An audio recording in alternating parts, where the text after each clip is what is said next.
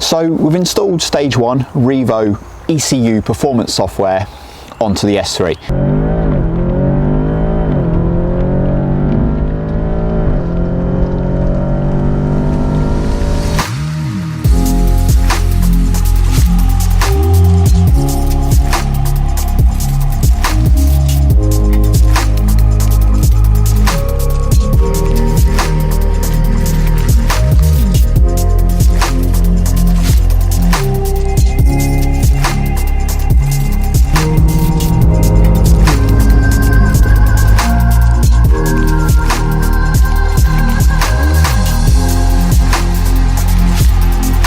Now you're thinking, stage 1, well that doesn't sound very exciting, but in actual fact it's completely transformed both the performance and the drivability of this car.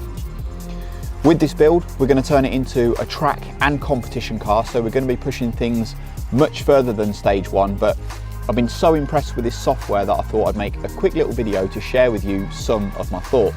So just to recap really quickly, in case you missed the previous video that I did on this car, which if you're watching on YouTube, I will link somewhere up here.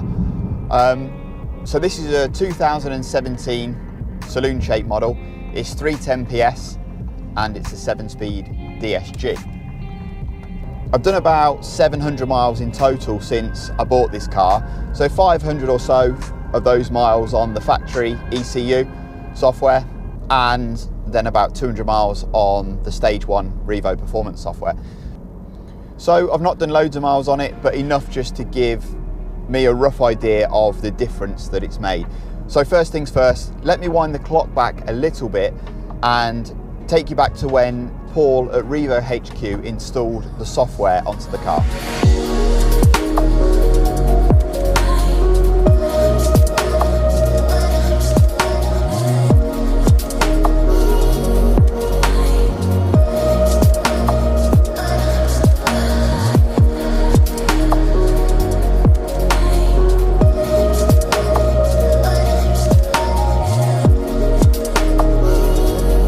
Okay, so Alex has brought his car into us, completely bone stock, and we've gone out, we've data logged it in standard form just to make sure everything's okay. By doing that, we're measuring items like the boost, the fueling, lambda sensors, all that sort of side of it, just to make sure that everything is all nice and healthy. We don't want to be putting software on a car which is unhealthy, ultimately. So obviously the car itself is quite new. It's got like 17,000 miles or something on the clock, so it was all as you'd expect it to be for that. Then once we've got all that information and made sure it's all good, we load on the Revo stage 1 file. That's quite a straightforward procedure. We've already done all the development and the times we put into that, so that's all fine. Loaded that on there. I knew Alex was running this on good fuel, so I put it into the decent mode already as an educated guess to make sure everything was going to be okay. And sure enough, it was. So I loaded it on, put it into the V-Power mode, went out and then did some more data logging.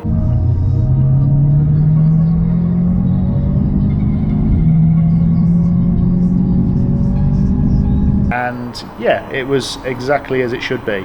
Everything was good, the fueling was good, both low pressure and high pressure fuel pumps were all good, lambda readings was good, all the boost and everything was exactly as it should be, no horrible boost leaks or anything like that. So for a standard car running stage 1 software, it's perfect.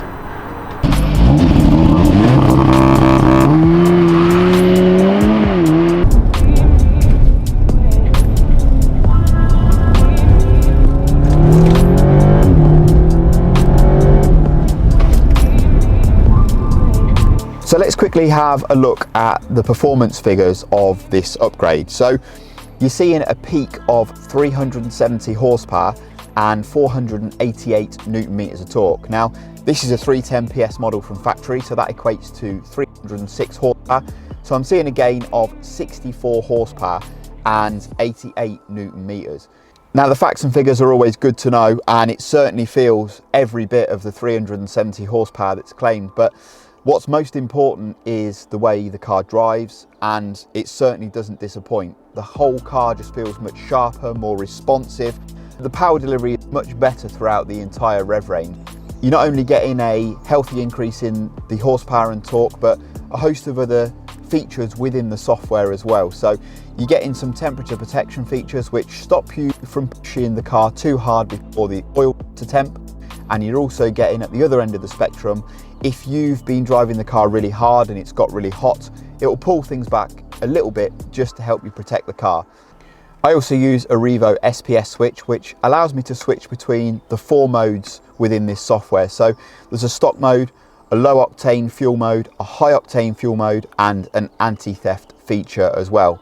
Now, I only run this car on Shell V-Power, but for other people, at other times, it may not be possible to get hold of the very best quality fuel. So that just gives you the flexibility to run the car on different fuels as well.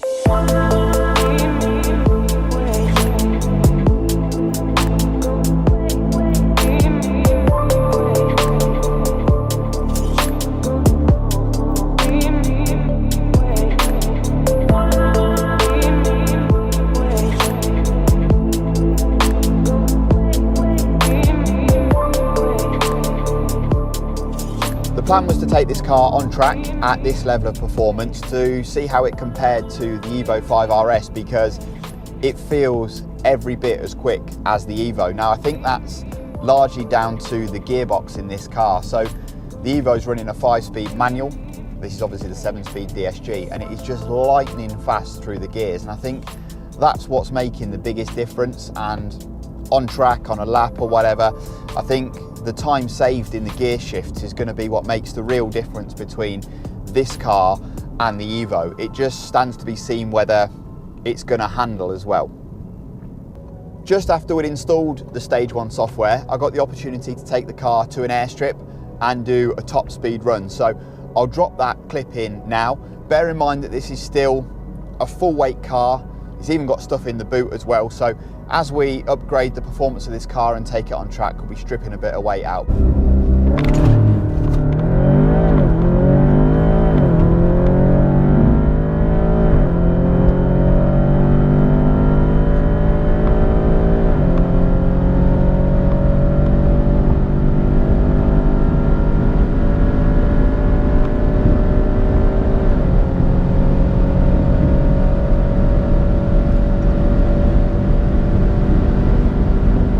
So to help put that into some sort of context, that is 0 to 61 miles an hour in 3.47 seconds. So I don't think that's too shabby for what is still a full weight car.